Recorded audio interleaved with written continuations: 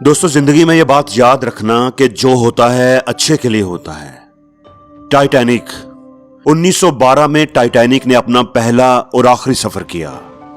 कभी ना डूबने वाला जहाज कहा जाता था इसको, कि ये जहाज कभी नहीं डूबेगा।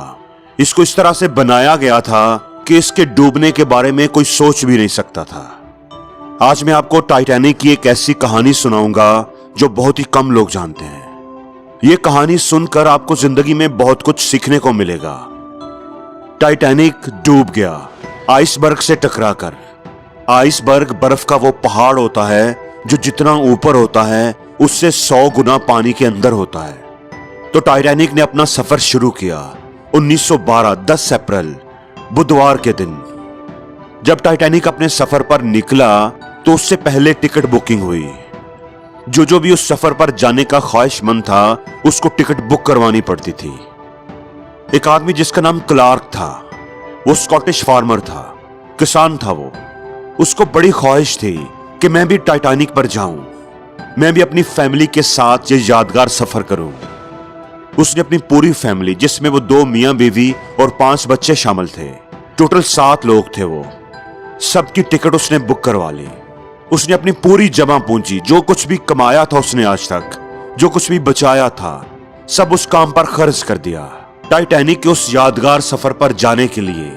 और 7 टिकट खरीद लिए। और फिर वो सब लोग बेसब्री से उस दिन का इंतजार करने लगे जब टाइटैनिक ने रवाना होना था। 10 अप्रैल बुधवार के दिन उसकी ख्वाहिश थी कि वो टाइटैनिक जैसे शानदार, कभी न डूबने वाले जहाज के पहले सफर का हिस्सा बने। उस जहाज पर सफर करे जिस पर बड़े बड़े अमीर लोग शामिल थे। वो उस सफर का हिस्सा बनना चाहता था, उन अमीर लोगों के दरमियान बैठना चाहता था। अब हुआ यह कि टाइटैनिक के रवाना होने से 7 दिन पहले उन्हीं के पालतू कुत्ते ने उनके सबसे छोटे बेटे को काट लिया। अब बच्चा जो था ना, वो कुत्ते के काटने की वजह से बीमार हो गया। अब सब लोग परेशान हो गए कि क्या करें। अब जो उस बच्चे की मां थी, स्कॉट की बीवी, उसने कहा कि स्कॉट, मैं तो अपने छोटे बीमार बच्चे को छोड़कर नहीं जा सकती, इसको हम अकेला नहीं छोड़ सकते। तो तुम ऐसा करो, तुम जाओ, बाकी बच्चों को लेकर इस यादगार सफर पर चले जाओ, अपनी ख्वाहिश को पूरा करो। मेरी तो मजबूरी है, मैं इसको छोड़कर नहीं जा सकती। कुत्ते ने इसको काटा है, ये बीमार है, तो इस तरह करो, तुम चले जाओ, मैं इसके पास रह लूंगी, इसका ख्याल रखूंगी। अब क्लार्क के लिए बड़ी मुश्किल बन गई। एक तरफ टाइटैनिक का यादगार सफर था और दूसरी तरफ जान से प्यारा बच्चा बीमारी की हालत में था।